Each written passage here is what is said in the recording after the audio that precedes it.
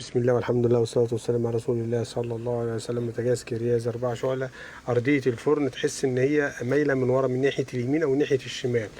هو ده في أحيانا في البوتاجازات ال5 شعلة بتبقى أكتر العيب ده عشان 4 دقايق، فإحنا هنعمل زي رف جوه تسند عليها، يعني حاجة بسيطة خالص. بنخرم خرم كده، في خرم كده جنب سور الشواية. اما تفتح باب الفرن بتلاقي فيه حتتين كده، فبنجيب مسمارين وبنحط فيهم حته ماسوره كده زي جلبه اهي، بحيث تربط المسمار على الاخر يبقى ايه طالع لبره، عشان يعني زي رف كده، بحيث تتسند عليه الارضيه.